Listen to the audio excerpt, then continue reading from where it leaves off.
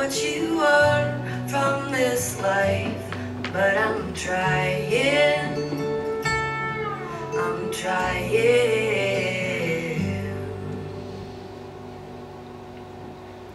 Those of you that have been here before, or those of you that know me well, have heard me speak of the blueprint. And the blueprint is what I term the state of mind that I enter to get these dream oracles or these dream premonitions. And that's been happening to me for 30 years. And often when I'm entering that state, it's a doorway, so that I know that I'm leaving one state of consciousness and I'm entering another. And just recently, I had a very different experience because I was actually having one foot across the doorway and then the other one on the other, watching one of these blueprints unfold. But the awareness that I was getting was, I no longer have to be asleep to do it. I can just be very relaxed, or I can be in a very deep meditation, or even a trance-like trance. So who knows what kind of stories you're going to get coming from there. But this one, when this whole state of mind and awareness began to happen, it was 30 years ago. Right as you were coming into town, Lana. I was leaving town. It was 1980. I was graduating from the University of Texas, and my young husband and I were headed to Los Angeles because we wanted to go to UCLA Film School. And we wanted to go to graduate school in tandem, and it was going to be very expensive. So we thought, well, let's go there to establish residency for a year, at the very least. Be California residents and then possibly afford it. And so we got jobs at the UCLA campus. And one day I pick up the UCLA Bruin, which is the campus newspaper, and it says, documentary filmmaker, wife, and child looking for roommates for their lovely 4-bedroom, 2-bath and the foothills of Sherman Oaks. Now, those of you that know LA, and even if you don't, you've seen this particular path in 1,000 movies. As you leave Westwood where UCLA is and you go that way into Sherman Oaks, it's this winding, amazing scenic route, and that's what you've seen 1,000 times in the movies. And it takes about 15 minutes to go down that way and avoid the hell of 405. Is that right, Annie? Right? Yeah, just avoid the hell of 405. So we're very excited because we're going to have to be at UCLA every day. So, you know, coming down that gorgeous place in 15 minutes, let's check this place out. So we go, and we love this little family. And they seem to like us. And it's the splendid, moderately priced experience of Los Angeles, avocado trees in your backyard, oranges, and those big ass lemons that are sweet. It was the good life. Well, one night we're sleeping and we hear the little boy, because he's 2.5, Eli, he's our roommate, screech out in a terrifying scream, startles us awake. We go to the doorway. This is an earth doorway, but it's still a doorway. And we're wondering what's happening to this poor child. His parents are doing the same thing on the other side. And he's just not consolable. And I mean, his parents are doing everything like, oh, sweetheart, it'll be okay. You're just having a bad dream. And it's like, you know. Well, they're not getting anywhere with trying to get Eli back into his room by himself. He turns around really kind of mad. He has his little hands on his hips. And he looks at me and my young husband, you know, poking out of the doorway going, they have somebody to sleep with. Then he points at his parents. You have somebody to sleep with? Who do I have to sleep with? That made a lasting impression on me because I got how right he was. You know, we were like these huge people, snuggle wuggle, and he's like this little bitty baby, go back to the dark. Just go, you know, just go on, be a primal fear, be in your primal fear, go on. So, I have been, both as an undergrad and graduate student, an anthropology minor, and I'm fascinated by child rearing practices around the world. And at that point, I'm being educated by this child, but I'm seeing what I know to be true in my heart, in my soul, which is if you're going to raise a child, do it the hunter-gatherer way. And what do I mean by that? Because if you study, you get that if the baby cries, you put the breast in their mouth and you comfort them immediately. Not this, get over it, you know, like Dr. Spock, like, oh, don't pick them up, you're gonna spoil them. The other thing is that there is a community around. Somebody's always holding that child. And the other thing is there's a family bed, what's called the family bed. And so I was already starting to feel like hunter-gatherer, hunter-gatherer. Even primates, when I was a student, impressed me because baby monkeys carry their babies for 4, maybe 5 years. What are we doing as humans? Get back to them, go back to sleep, you know? Well, right around that same time, I wake up in the middle of the night because I'm having a blueprint. And the blueprint is letting me know that I will have a male child as my firstborn, but he will not be my young husband's baby.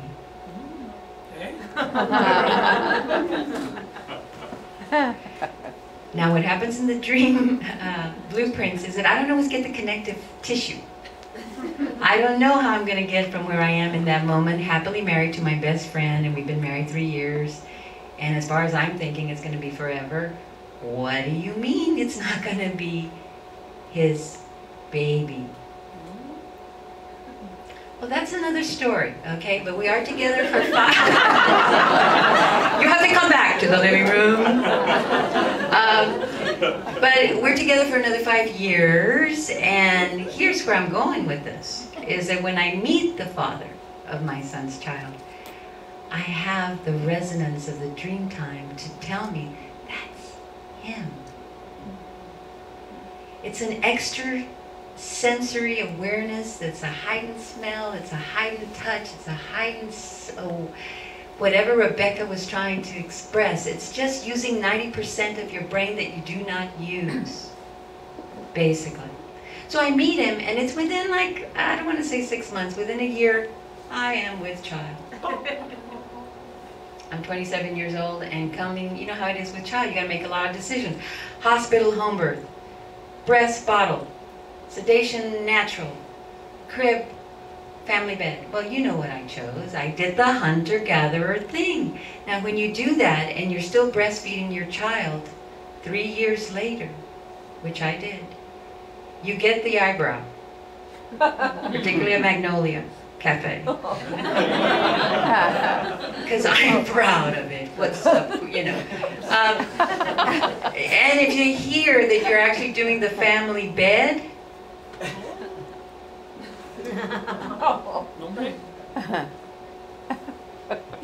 the real question was always, when do you have sex? It's like there's 24 hours in a day, for God's sake. There's other rooms in the house. You could use the bed for sleep. With your baby there and that, you know, everybody happy, not getting up in the dark in a somnambulistic way and trying to find your baby and then leaving it screaming on the other side and everybody's asleep and everybody's pissed off the next day. No. But in the Western world, they tell you, you don't want to sleep with your baby, you'll squish him. Yeah, right? That's what I looked it up. That's the literature. You will roll over that child and, you know, kill it. Well, I can tell you, if you're really using the 90% of your brain that you do not use, and I strongly recommend that you start tonight, is that I would wake up first. In a few seconds, he would wake up. You would never know that if you didn't take that time. Now, if you're breastfeeding for 3 years, it's not because they're starving. That's not what that's about. They're by then talking, and they're by then doing their thing. It's when they want that connection. And I could talk it over with my 2 kids. When it was weaning time, we would discuss it. We would discuss it. And I remember my son, who is my little shamanic teacher, and my daughter. They come in as little shamans. If you're really listening, they got it going. They got it going. That's why they don't talk like Chalo. Not because they're babies and didn't, they couldn't come in talking. No. That's because they are one with everything till we say, no, no, no, no, no, that's a dog. That's a dog. Up until that point, they were with dog. That is me with 4 legs and a fur. You know, that's how babies are thinking. And because I remember driving with my son one day in the car seat. He was less than 3 years old, and he's looking out at Barton Springs as we're driving by, and he says, "The drum is God's heart, and the river is his blood."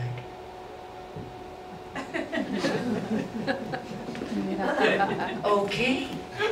So, we're talking about weaning, okay? I'm trying to get my titties back, for myself back, and we're discussing this one day, and he says very innocently, this is a little bit before 3, "Can I at least smell them?" And I thought, what a great question. Because he's giving me information about one of his dominant senses, which is, and he's very intuitive as a grown man, is that his nose knows. And with men, because I do this research, their noses and their penises are run in the same neuro place in their body. Of course. Duh. Yeah. But what that means is that it's scientifically correct that it is the most dominant sense, but the most sublime. It's the one you don't understand, but it's running your life anyway. That's why I'm saying develop the 90% of your brain. It's actually telling you who you're attracted to and who you're not attracted to, who you should have babies with and who you should not have babies with, for example. So what my son was also saying, unlike those poor souls, you know, that needed to say, "Look," or from the cook jail, James Hillman, who's a Jungian, would say, those are symptomatic of a need to be human. You know, that extraordinary Tennessee Williams quote about nothing human disgusts me, is that there was a disconnect there. So when my son is saying, "Can I at least smell them?" I'm saying, of course, because I'm going to hold him and he's going to smell me. And it's going to continue, and it's going to be what that man wanted. He wants to be able to feel comfort. Like, don't we do that with dogs? Sometimes you go out of town, you leave them your shirt, they're happy as can be. Comfort, human connection. My daughter, she's going, "Mom, you're not going to tell that story, go on."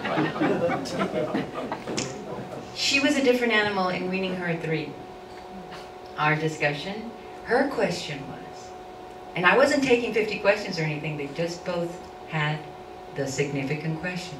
She said, "Mom, is it okay if I touch them?" That told me everything about her. Kinesthetic, tactile, feeler, has to touch to use her intelligence in the highest way. Of course you can touch them. We're going to hug and you're going to touch them. They're there. They're not going anywhere. So, to me, the close encounter is in that moment with your children.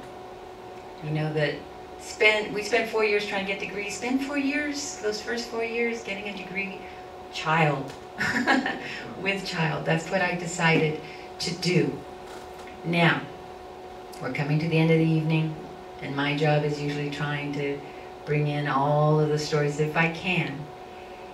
And I just want to leave you with this little moment that I had with my son. This is after he had been weaned. He would do the sniffing when he had to, and it was all kosher, it was all great. But one day, we have this Hollywood starlet come to our house. She's an actress from another world, the soap opera. And she's very lovely, very voluptuous. This is before breast augmentation. And she's, you know, classic. Mark, the kind of people you were describing, picture perfect. And she's sitting at the table with us, and I'd say, you know, she's very endowed, like 38th C, maybe more. And my son's been running in and out of the room, but he's about the size of her, where her breasts are, right? So he's been going and going and going, and suddenly he stops. "Don't tell him I told you this story. Don't tell him." He said, "Don't stops, and of course we stop. We're like doing the adult. And he says, thinking to himself like a little scientist, he goes, somebody has to do something with these.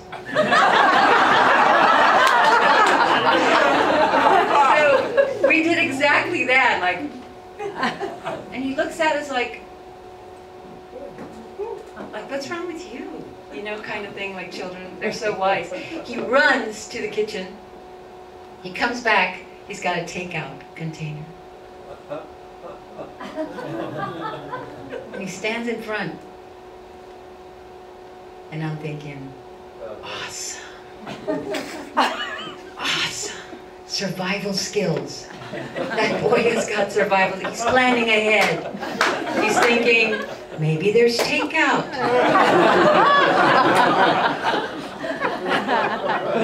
Thank you for coming tonight.